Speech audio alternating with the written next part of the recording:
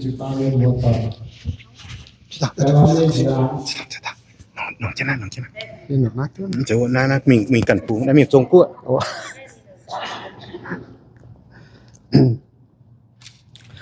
Liu tiền dùng do lại chính buổi chụp băng mà sẽ chụp băng miền Việt Trung thành chân ta cao về tên khu phiền công liu ý hàng bản hỏi nhẹ hạ ý bữa chuẩn mình thảo chỉ thấy được bu ý bữa ya bê tình nhẹ nó ý bữa chiều bên trên chân mình chân khu phiền yếmว่ากาญจนบุรีน้อมลางเหี่ยวบ้านทุ่งนาควรเรียนอีบุญว่ามิสเตอร์ไวมิงเรียวอีบัวชดเจ้านะอีบัวหอบโจ้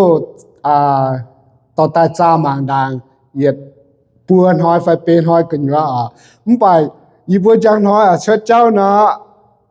อีหอยสิตาจ้ามางฮันนอนในอีบัวปุงดอดกงเมียนปุงดอดเรียวอีบัวอย่าไม่กว่าให้เต้าน้ำจะโหยจุ้งจีเจียแต่ก้อนหายกลิ่นเนี่ยเรียวจะน้อยเรียบใจฟูมิงเท้าจ่อเนี่ยตองแจงก็ได้ไม่ให้จ่อนายบัวหมายน้ำกันนั้นให้จ่ายเนี่ยบัวหายหมายเนาะสุดต่อจนว่าก้อนไม่จ่อนะโยนอยู่ไงอีบัวเยี่ยมจึงหายนะอีบัวเยี่ยมลำปางหมายตายนะnóอีบัวเยี่ยมจึงหายนะไอ้เนี้ยเชียเท้าลำปางเนาะหนูจะโหปลาน้ำเปลี่ยนจะโหเท้าลำปางกูติงเนี่ยเลี้ยวข้างไหนเนาะnóไม่จะไม่แปะเลี้ยวเลี้ยมใจจางเท้าจนหายบัวกงเมียนเขาเจ้ากงเมียนเป็ดจางเท้าจะโหชวนเลี้ยวบุญเนี่ยจะสีหลงตุเลี้ยวจนหายเอ็นสาวเจนสปิวใจสปิวว่าบัญชีเกาหยานว่าเต้าเฮลินมังกาบุญเย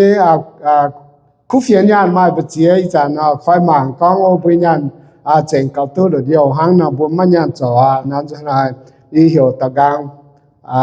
ชาวลงชิงก้องว่าเลี้ยวลงชิงก้องยี่เป็นเจนมีเวียดนามฮันนอเจ้าเลี้ยวว่าปองผัวเมียอย่ามิงเวียดนามลงชิงอย่ามิงเวียดนามยี่กันเยี่ยมจะไทยแต่ปุงฮันนอเยี่ยทำเชื่อนานายี่ห้ามจางเท้าเซนฟูเยียวเยี่ยมนายจูปางนี่เทงตะเกาเวคู่เฟียนในกองฮันนายสัตโทสันในกองนายแหลงจริงซ้ำกอเลี้ยวกะหานินเตาเฟียนกองอีบัวให้มาเหี่ยวถึงเจนฟงห่อเตญานเวยคู่เฟียนกงเลี้ยวแหล่งจริงสามเจียเตยจุนอีบัวหมายมันเตยจะสียาบัวหมดเส้นเนี่ยจุปางเมียนมัวถึงเจนฟงห่อหมายนอมจะสีอีบัวลงจุนคู่เฟียนเนี่ยจะสีในสกองฝนจะไม่กล้าญาน้องหนักจ่ายป่ะฝนจะไทยญาน้องจ่ายเนาะอารมณ์เตะเท้ายันแสนหรือเนาะซ้ำเตะเนี่ยห้ามเนาะวิจูอีบัวจูจอน้ำกันนะจ่ายก็เลี้ยวอีบัวฝูงมีเฮ็ดเจนเลี้ยวหนุ่มหนุ่มก้องว่าจูลงจะโหเอ็งจูอย่าปัวน้ำเลยปลายมีหล่อปีน้ำเลยปลายเนาะเนาะอีบัวไม่ฝึกเสาอีบัวเท้าจะโหอีบัวจูมีเนาะอีบัวต่อตู้ว่ายังว่าหลังมาเหยียดเต้าเหยียดปวดเมียนวันทำทิ้งหูเงี้ยเดี๋ยวก็เขาเนาะละนายอีบัวหมายแต่หลงยังเปี้ยวมั้งป่ะบัวให้ต่ออีบัวมีหลงจะนายอีบัวมันหลงเจียเดี๋ยวบัวเนี่ยบัวจู่อีบัวคงโหหิ้วถ่ายบัวหลงจู่เนี่ยก็ได้ห้างเลี้ยวในควรก็ยุ่งไม่ให้ฝึกเจ้าเดี๋ยวบัวฝึกห่อนะบัวต่อจิ้มมีหลงเดี๋ยวอีบัวต่อเจ้ามีหลงต่อเจ้าเท้าเดียเท้าประกาศเนี่ยจะหัวเนาะต่างตาเสมาหลงก็มป่ะเท้าเมียชัดเท้าจ้อยเนาะเท้าป้วงจู่เสียเงี้ยสีเท้าเอาจนหอยปุ้งจงหยำบุยปุ้งนางหยำชวด ตรงนั้นเหลียวนาขนาดเหลียวมาเตะเสียตอนบัวยำเล่งเนี่ยถึงเย็นตะเกาเหลียวอันจนหอยยีบัวเดี๋ยวว่าเลี่ยมเจแก้ปัญหาเฉพาะหน้าเหลียวต่อว่าอย่าเต่าต้องให้ป่าจุงหลงเนี่ยแต่ป่าเจนจุงด่างเหลียวนาทางการน้ำตองน่ะเมียนโกเมียนสาวผู้ช่วยซ้ำสก็ให้ย้ำการน้ำหลังนะตั้งจิตเจ้าตายตั้งหลับเป้ตายผมว่าอะไรจริงที่นู่นมาอีเปิดเสียสุเมียนห้างน้ำหลังเหลียวนาขนาดมันเปิดบัวเสมเดี๋ยวว่าเหี่ยวดาวเนี่ยเหลียวมันตู้จิตเจ้าตายมันตู้หลับเป้ตายเหลียวนาแหล่งจริงที่นู่นเหลียวนาขนาดเยอะก้องเท้าเซเวยแหล่งจริงบัวจุปังเมียนมัวอีจงยังไงถึงเจียนเต็งคู่เฟียนกงอย่าเองจิมีไอถึงกันตะเกาเวยเวจูน้องหางเจียวมาเลี้ยวเปียยี่จะไฟเดี๋ยวว่ามกราไฟเจนยูรีตาวน้ำหาว่าอีบัวเองมิงเปียเถาเวียดนามเวจูอีบัวจุนคู่เฟียนเยี่ยมจันไทยตะปงโตเสียเหตุอย่างเลี้ยวนามันใจก้องมันจังเปียวหยิมป่าจูก็เลี้ยวนาขนาดนายปัดเวียดนามตะปูอีสานตะปูเจียนเนี่ยป่าเองเก่าฟงเยเตขนาดนายตะปูเย็ดหายทิ้งหุ่งเนี่ยว่าไฟคู่เฟียนนะตะปูเก่งอ่อนหวางอยากเก่งก็เหี้ยวเสียนขนาดตัวอีบุ้มแกมีเงี้ยจะโหอีบุ้มมาเตต่อยยามว่าเฟซบุ๊ก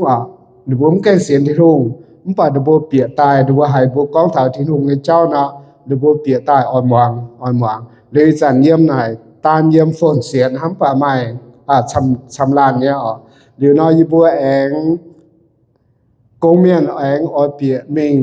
รอปวดเตเมียนตรงระบัวเยี่ยมฝนเสียนบัวเตเมียนหรือน้ามีหมักระบัวอ่อนเหี้ยวหรือว่าเองมิงเท้าเล่งเนี่ยลางฝาบงหางเนี่ยหรือมิงจุดคู่เฟียนหรือน้าเจียนเนี่ยมาเตจะโหสกอลูกก้อนเจียนเถานะบัวอย่างเจียนหางป่ะไม่อย่างนะสุดจะหางเย็นตนเจียนจะเก่งสุดช่วยเปียวสานะห้ามนอเวียดนามตะปุงนะจะเก่งเจียนแต่เนี่ยเดี๋ยวนะทบบัวตะเกาเวเดี๋ยวนะจุนกงเมียนเยจงมาเหียดลานกุ้นกงเมียนคู่เฟียนกวนอีบัวหลงบัวก็อยู่เมียนคู่เฟียนกวนเดี๋ยวกระซ้ำเซเยี่ยมจัดไทยตะปุงเดี๋ยวนะสกอมบัวให้สารบัวหายใหม่บุญเยดว่าเหี้ยวเนี่ยภาระใจหลักคู่เมียนหวานเนี่ยนะกว่าเหี้ยวกว่าเท้าเหี้ยวกว่าเท้าคู่เฟียนนะปุ่นบัวเถงเกนตะเกาเวยคู่เฟียนกว่าเนี่ยโกเมียนหยุดจงมาเหียดลานเยี่ยมยิ่งการนะเซยามน้ำป่าหยุดไม่อีรานเป็นฉลางไอเมียนยามบุยจุปังเลียววุฒิยจงยามจะไทยตะปูฮันนาเจียใต้นะบัวหลงจะโหช้ำเนี่ยยามจะไทยตะปูฮันนาอีหางมันจะอีหางอีชิ้นยี่จะเฟยนอมหางอีบัวเองอ่อยเปียเทาเวียดนามตะปูเลียวนอยห้างใต้อีบัวเองมันเองอ่อยหล่ออิหร่านชาวเจียนเปียใต้เยี่ยมเวียดนามตะปุงเต็งคู่เฟียนกงอยู่บนห้างเตาอ่อยมายาลานเยี่ยมมันเจียบุยเหี่ยวนำปุงไฟว่าไม่ตรงปุงนำปุงหรือบุยเยี่ยมเวียดนามน่ะไม่อีปุงนี่นะอีบัวหลงอิหร่านเนี่ยนี่นะบุยตัวบัวเต็งเจียนตะเกาตรงบัวใหม่เหี่ยวทำที่รุ่งเลี้ยวเตะบัวให้เปียใต้ถึงเช่นจุดคู่เฟียนเยี่ยมเวียดนามตะปูเลี้ยวเตงเยี่ยงเลี้ยวบัวเหล่งเจียเนี่ยถึงเช่นตะเกาเวยบัวยูเมียนเยี่ยจุปังเยี่ยมว่าของลานยูเมียนเยี่ยมของลานเป็นบัวยูเมียนเนี่ยแต่เวียดนามจุปังเลี้ยว tu này sẽ hiện hàng cái nhua được bùa chỉ kinh nhau tự nhiên với chủ con thảo tao chuẩn tổ miên là bên đi căn nhé mùa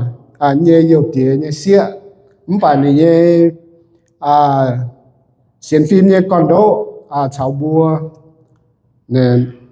nặng đâu hai bài chế mình tu với nhung điều nó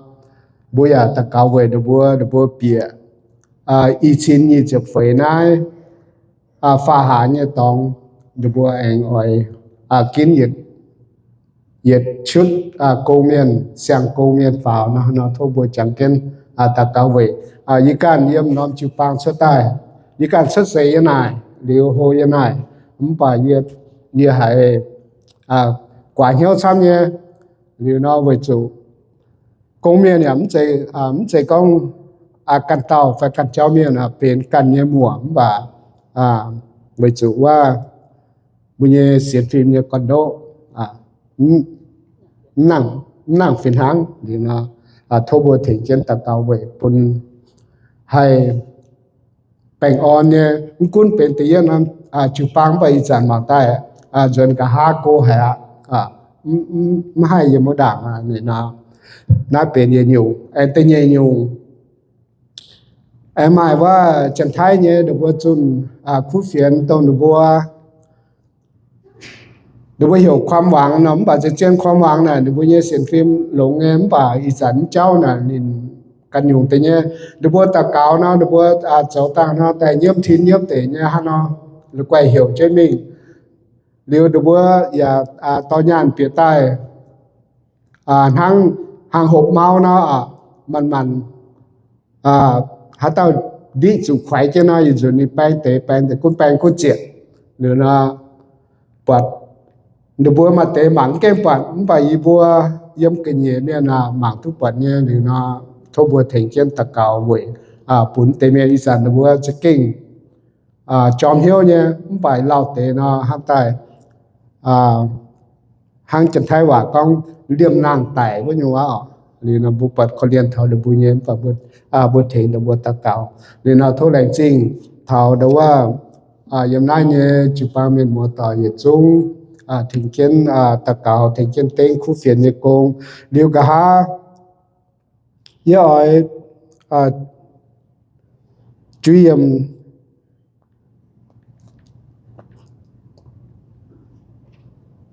จะหุ่นจางจะหุ่นจาง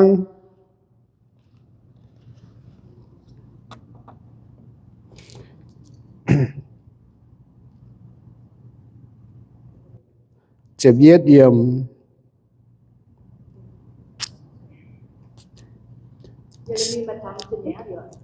ฮะ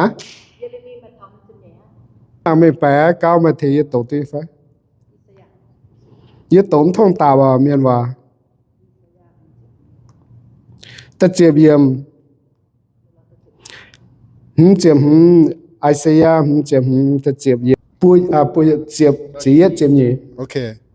ตะเจียบเยี่ยมโอบิวงชาวซองเยี่ยมลุงตุยเจียอย่าไม่เต่ากลางสวนเถาปุนดาวดอนเถงยิมกุญาเสียงเปียวปุนหายิมเยเมียนมายิมหาปุนยันเยเมียนไม่ล่างสี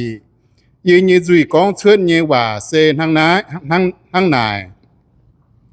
ไม่แปะดอดจุงจิวเย็นห้ำเยเจ้าเสา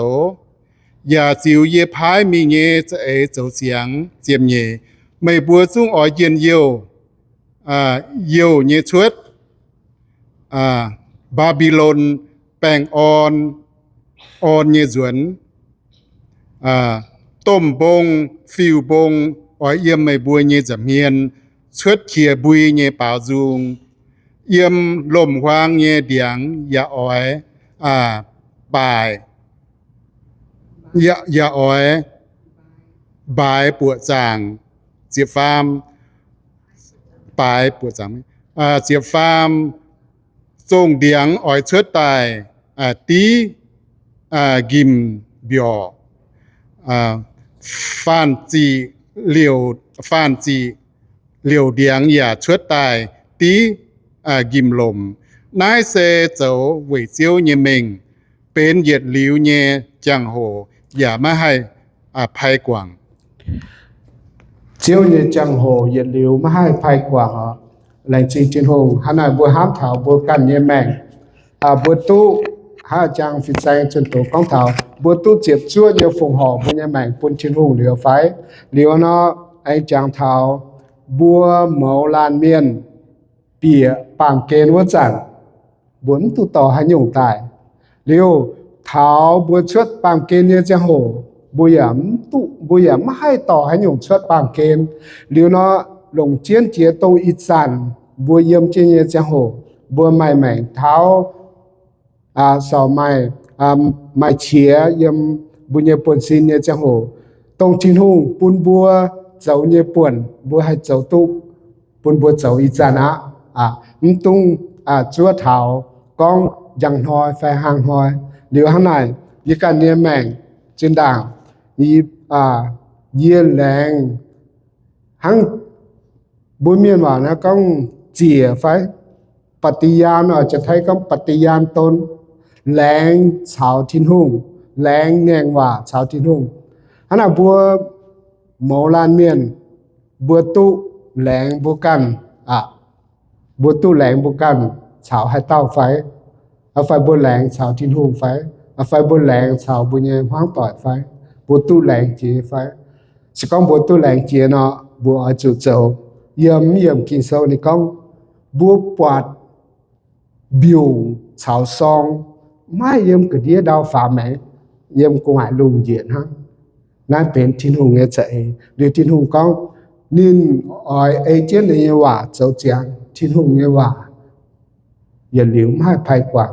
amen phải là một lệnh trình thiên hùng ở nó bùn bùa tung mai hiếu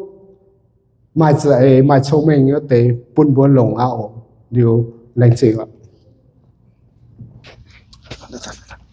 Hello.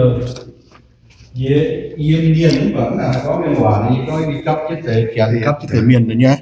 Đấy có tiền hay là chỗ có tiền lãng sinh. I want to thank the leadership of your church or một tổ chức bao miền một quân sẽ hỗ bia ta có tiền thảo tổ yên dấu như cố nhỉ. Hiện nay yên đâu Poland thảo mày thảo chi bút chụp bao tỏi dấu. Nó tổ nhà là quân mua hay là. So what we do at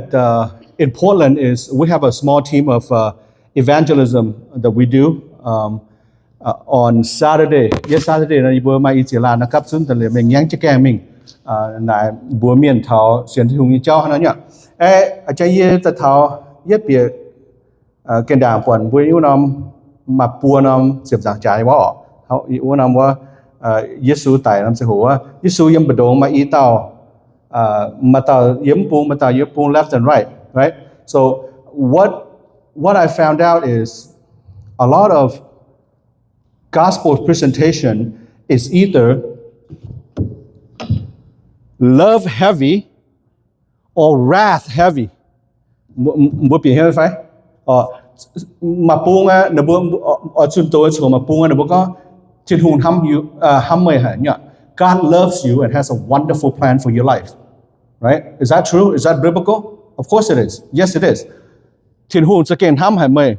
bà mày có gì thế có quê hết tiền thiên hồn hăm mày quê hết tiền mày chiếm sự thiên hồn nhỉ? No, I'm very love heavy, like that. Liệu mà buông yo hang nó phiền mẹ. Thiên hồn God hates facts. You know, you're gonna burn, you're gonna turn, or you're gonna burn, right? You do now, right? It's very wrath and hate heavy nhỉ chẳng. So if you do this, people are not going to know the true gospel, what it means to be a Christian. And if you do this, before they even start to listen to what you have to say, you've already turned them off. So either one of these, it's not a truly biblical way to present the gospel. So how do you do it? What you do is what Jesus did. It's like that, right? The love of God and the wrath of God, the justice of God, it's equal, balance. How you so all I'm doing is trying to present the gospel as biblical as I can before time runs out. Because tonight, I can die, or they can die, or if your eschatology is like mine,